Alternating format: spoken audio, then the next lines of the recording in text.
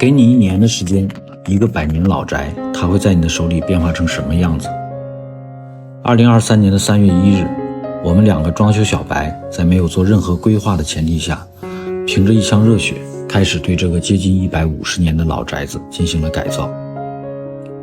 看着如今已经破败的小院，没有了往日的欢声笑语，似乎在等待着新的主人焕发他以往的生机。我一直认为，一个人除了孩子以外，还应该留在这个世界上一个作品。走进这个院子的时候，突然发现，原来看起来已经快要倒塌的房屋和几乎没有什么生机的枣树，似乎都为这个作品打好了草稿。大刘在《三体》中说了一段话：给岁月以文明，而不是给文明以岁月。一直以来，我们都对老的物件特别感兴趣，看到老房子拆下来刻着岁月痕迹的石头和木头，特别希望它们能在我们的手中再次绽放属于它们的精彩，用属于他们自己的方式来记录岁月的更替和时代的变迁，让我们的后代能在这无声的传递中感受文明的力量。老房子是这有着140多年历史的房屋，翻新起来比新建麻烦了许多。为了尽可能地保持老房子的原有风貌，我们尽量在不破坏主体结构的前提下，选择接近老房的材料进行了修复和加固。即便如此，我们和工人也在不停地感叹，100年之前的工艺，即便在今天复制起来也绝不轻松。幸好有这群平均年龄在65岁以上的老工匠，他们虽然干活的速度和力气赶不上年轻人了，但是经验的重要体现得淋漓尽致，也让我对这些工匠技艺的未来传承产生了担忧。我们2个人都是比较喜欢动手的人，虽然没有任何装修方面的实操经验，但是说干就干，也希望通过这段难忘的经历，来给我们20多年的友情做一个见证。每次看到过往记录的视频，似乎又回到了大学时代一起踢球、逃课打游戏的美好时光。只是看到镜头中已经不再年轻的面容，才发现岁月确实深深地刻在了我们的脸上。由于老的厢房已经不存在重新翻新的价值，我们选择按照正房的结构进行了厢房的复制。由于要保持正房与厢房比例的协调，而正房的窗口扩大起来非常的麻烦，所以不得已的情况下，只能牺牲了采光，而没有选择落地窗的设计。本来在改造之前没有非常正规的设计，所以基本上是一边干一边想，也看了网上很多素材。小院南墙开窗的设计就是在网上看到的。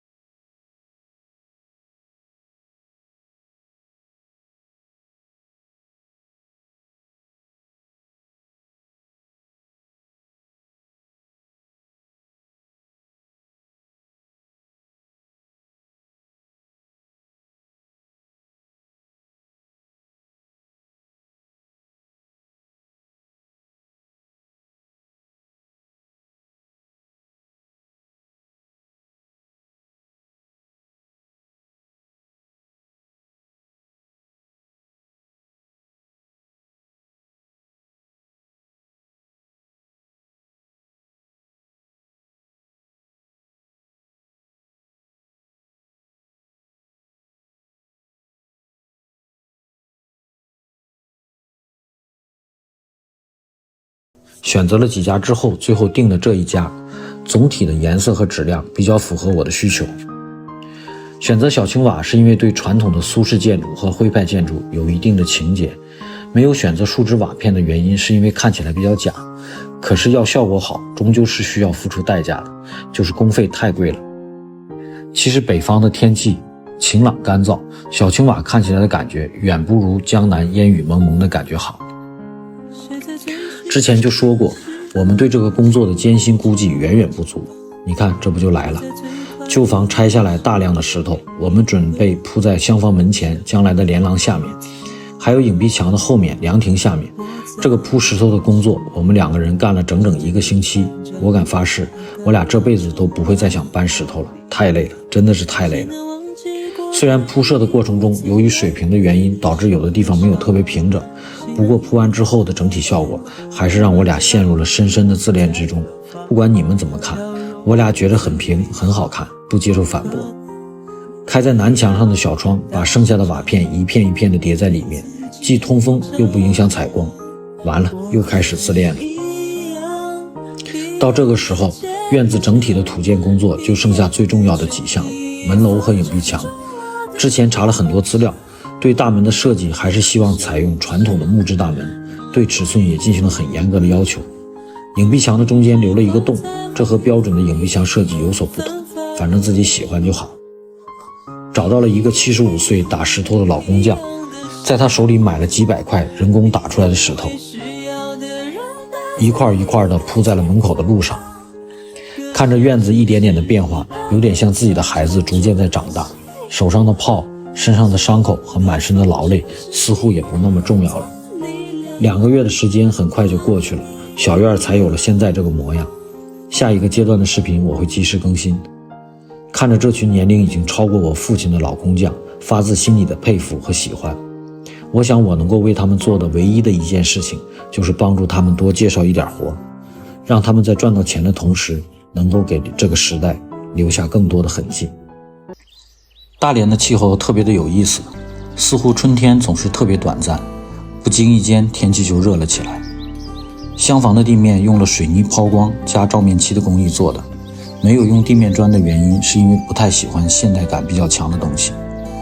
而正房为了尽量靠近老房子特点，我也查了很多资料，最终选择了一个很有可能大概率翻车的方式，用红砖打磨加树脂的方式来干。打听了很多，也来了很多工人，实际上能干的并不多，还有一部分觉得这个活太小不愿意干。最终还是工长大哥帮我联系的朋友，软磨硬泡之下才同意帮忙的。虽然不大情愿，不过干起活来一点都不含糊。尽管我们比较小心，实际上施工的过程中还是出了问题。局部的红砖由于质量的问题，导致打磨之后非常难看，不得已返工了一部分。这里提示大家如果要做的话，可以选择密度再高一点的砖，这样打磨出来的效果好。红砖里的颗粒少，打磨出来不会出现坑坑洼洼的效果。如果能够用青砖的话就更好了，不过一定要做好心理准备，价格很美丽。另外一个就是缝隙填缝的时候，砂浆要过滤，否则也会因为打磨的时候里面有颗粒，导致效果不尽如人意。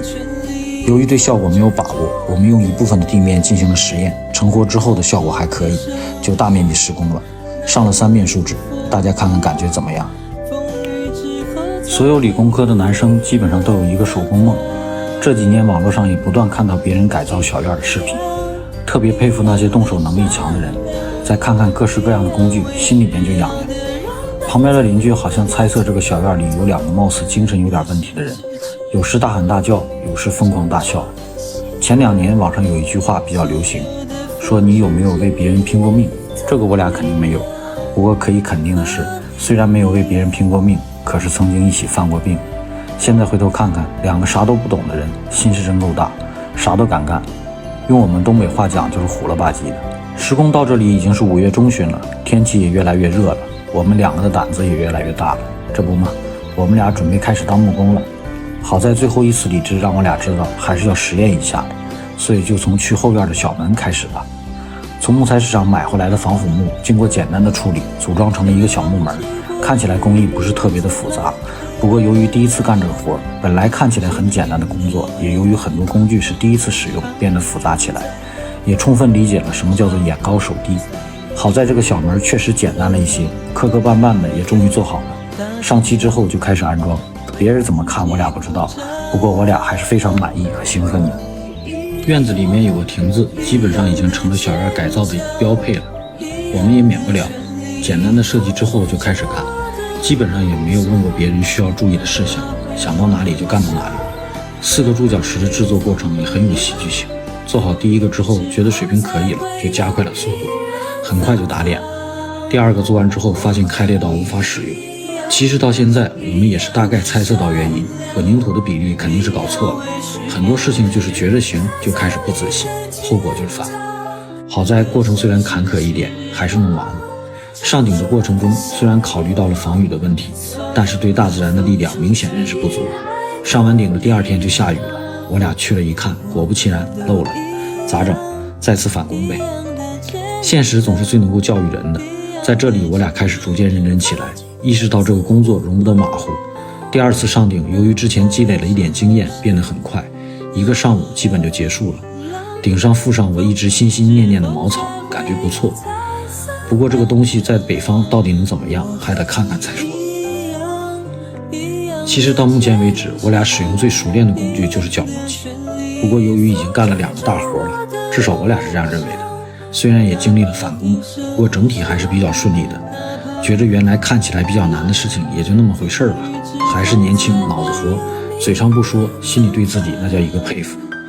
大家一定要注意这个心路历程的转变。对的，没有想错，我俩很快就膨胀了，结果就是准备动手挖木。从最开始去木材市场时的小心翼翼，到现在都有点指点江山的意思了。很快就把需要的材料买回来了。由于很多大型工具家里都没有，所以就在市场把木材切割抛光，拉回来开干。之前说过，我们对传统建筑是非常喜欢的，所以大门的制作基本上按照传统大门的方式来做。回来之后先制作门扇，从拼板开始的每一个步骤我俩都非常认真，希望一次性做好。每一次的尺寸测量都要反复的校对几次，因为一个不小心门就废掉了，太浪费钱了。这里不得不再次感叹古人的智慧，传统的榫卯结构对于我俩来说有着极强的吸引力，借助现代工具的帮助，让我俩这个一点经验都没有的人也可以比较轻松地制作出来。当看到榫卯严丝合缝地安装在一起后，说实话，那种感觉你要是没做过的话，一定是体会不到的。这个感觉在4根穿带打入门中的时候到达了极致。顺便说一句，这个门扇的制作是一气呵成的，没有返工。看着已经做好还没有安装的2个门扇，我俩陶醉了，也是开工以来我俩第一次出去喝酒。那天都醉了，说了很多互相吹捧的话。他说我是全大连最好的设计师，我说他是全中国最牛的木工，也回忆了很多上学的开心事。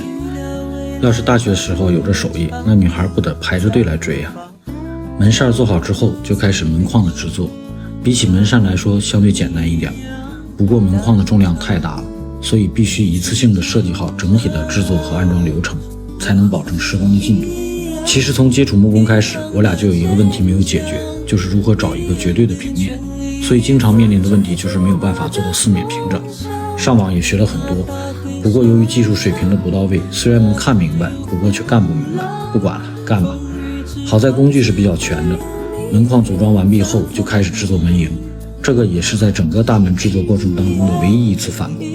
第一个门迎安装完毕后，尺寸还是计算错误了，导致2个门扇挂上之后门关不上，所以拆掉重新制作。其实传统木门的门迎和门簪是2个连接在一起的构件，不过由于这个对施工要求比较严格，我们俩水平也确实做不到，不得已选择了分体的结构。害怕尺寸由于过于严格导致大门无法关闭，所以安装门迎的时候就故意让出了一点距离，结果就是大门关上了，中间缝隙大了，这个后面再说。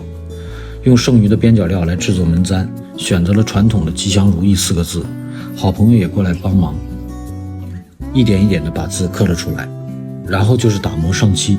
想想最开始这些木头在木材市场的样子，看看过去的22天，说实话，我俩真的给自己点个赞。为了保证大门能够正常的安装，我俩利用当时还没有上顶的凉亭，做了个简单的实验装置，看看大门是否能够正常开关。不得不佩服我俩的智慧。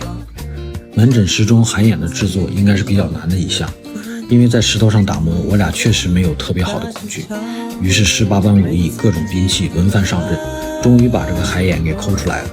之前那个做的坏掉的门营起了很关键的作用，有的时候真的是这样，塞翁失马，焉知非福。终于到了最兴奋的一天，找来之前的工人帮我们来安装大门，检验我俩施工质量的时间到了。我俩在整体门框的尺寸上与实际的门洞尺寸只留了0.5厘米的空间。实际安装的过程中发现，这0.5厘米简直就可以忽略不计，导致的问题就是门框塞不进去。注意我说的是塞，这是安装过程中遇到的第一个问题，好在两边抱一下就可以了。后面的安装流程就比较简单了。整体的安装完毕之后，听着工人对我俩的称赞，心里那个美呀！改造小院的过程其实更像是我俩对友情的见证。我们也没有想通过这个事情做什么网红，单纯的就是想在朋友面前多一个吹牛的资本。改造的过程也并非一帆风顺，两个人也闹矛盾，有意见。好在男人之间的相处相对简单一点，一顿烧烤2两酒就解决了，不行就再加2瓶啤酒。最近好像特别流行一句话，这个世界虽然破破烂烂，不过总是有人在缝缝补补。如果能够通过我们的作品带给大家哪怕只有一点点快乐的话，我们都会感到特别的高兴。究竟能够因为什么会让你对一件事情持续的坚持下去？我想答案大概率是因为热爱。这是7月中旬小院的样子，土建工作已经全部结束，迎接我俩的还有巨大的挑战。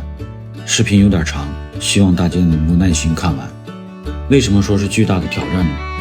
因为从这一阶段开始的工作，基本上每天都在挑战我俩的精力、体力、脑力的极限。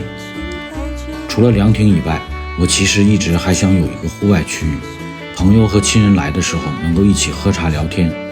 正好正房门前靠西的位置依然空着，从木材市场买回来的防腐木可以做地面。讨论了几次方案，最终选择了用混凝土来浇筑龙骨。这个工作其实并不复杂，难度在于大量的体力工作。好在之前多年胡吃海塞的时候积累了大量的脂肪，也到了这些肥肉发挥作用的时候了。等待混凝土脱模的时候，我俩同步开始了厢房门前连廊柱子的安装。因为之前有过凉亭安装的经验，所以这个过程也相对轻松。唯一的难度在于安装完高度的统一。买回来的防腐木需要经过打磨，于是我们又继续开始锻炼耳膜和肺活量了。这个时候其实天气已经非常热了，不过为了保证每天晚上睡觉时不至于被木屑扎醒，我们不得不穿着比较厚的工作服，每天从里到外基本上被汗水湿透2回，那些大肥肉也随着汗水逐渐消失了。铺设地板的工作相对比较轻松，基本上1上午就搞定了，然后就是上漆，这些工作现在也基本上驾轻就熟了。这个世界从来都不缺乏美好的事物，缺乏的是发现美好事物的眼睛。从木材市场买木头的时候，和老板要了2个破树根，就是觉得挺好玩，买的时候也不知道干什么，寻思来寻思去，凉亭底下缺一个小茶台，开干。这个过程就太有意思了，你们看看就知道了。找一个基准面锯出了平面，奈何水平实在太差，工具又不是特别趁手，于是干着干着就干出了3个平面。看着这个四不像的东西，我是非常的头疼，颠过来倒过去的折腾。偶然发现反过来之后可以放几个花盆，于是停工上漆，大家看看成品。花台有了，茶台还没有呢，继续整吧。这回小心了很多，终于也磕磕绊绊的弄了出来，凑合看看。之前不是说过比较喜欢徽派和苏式建筑的风格吗？咱也就照葫芦画瓢，灰瓦有了，怎么能没有白墙呢？于是网上找了一些品牌的外墙漆，实验了之后就开始刷，看着刷好的墙体有点陶醉了。由于连廊柱子的柱脚石模具只有1个，所以连廊的柱子都是找时间空档来干的，每一个基本上需要2天，很快就是半个月过去了，柱子终于立好了。我们开始上连廊的顶，还有茅草的铺设。不知道大家有没有过这种感觉，你曾经心心念念的某个画面突然在现实中出现，就好比你上学时候暗恋的女神突然出现在你面前一样。这个就是我看到连廊成品时候的感觉。不过有点怪，女神的身材似乎变了很多。不管了，反正梦实现了。我有一个好朋友经常把一句话挂在嘴边，人生贵在有这种经历。是的，我俩每过几天就会做一次之前从没做过的事情。这种经历的感觉实在是很特别。在经历了力工、电工、木工、瓦工、油漆工之后，我俩又开始了电焊工的尝试。当然，不出意外的话就发生意外了。正房室内准备做一个地炕，满足朋友多时居住的需要，想来想去还是用方管来焊接，反正胆大也不差这一回。买回来焊机就开始干，经过 N 次失败后，终于能勉强的开始焊接了。结果就是里出外进，裤子坏了，衣服烧了，味道熏得辣眼睛。这是继搬石头以后，我俩再次决定再也不从事的工种。有些事情经历一次就够了。原来老房子有几盘炕，拆下来很多的炕板石，一直没有想好如何利用，正好用来铺院子里的路。这个时候已经进入到大连每年最热的时候，每天只能利用早上10点钟之前在院子里边干点活，到了中午就太热了。院子中间的这棵枣树一直想用石头围一个花坛出来，利用剩下的石头简单堆砌了一个，本来想做成圆形的，可是实在弄不出来，最后就弄了个方形的。看看铺完路之后花坛的成品效果。视频到这里的时候，我才发现一个非常严重的问题，后期录制的视频坏掉了，完全读不出来了。也许这就是遗憾的魅力吧，因为我根本就没有一点办法，只能望洋兴叹。手机里还有一些零碎的片段，发出来大家感受一下我们后期的努力。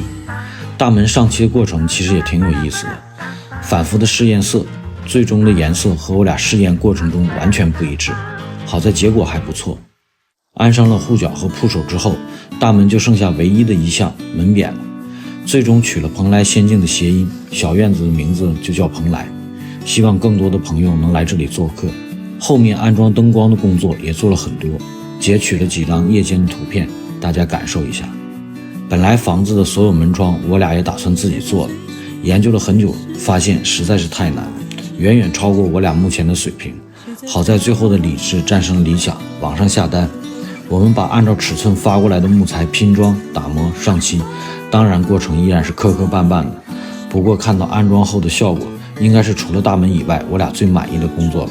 好多朋友说北方这种木质门窗非常容易变形，其实准备这么做的时候就考虑到了，奈何实在是喜欢，以后再说吧。10月24日这天，朋友来温锅，这也是我们整个改造工作的截止日，历时7个月24天。过年之前，我们给院子挂上灯笼，贴上福字和对联，又迎来了大连的一场大雪。雪后的院子显得非常的静谧。回顾着接近8个月的改造历程，想想他之前的样子，再看看灰头土脸的我俩，真的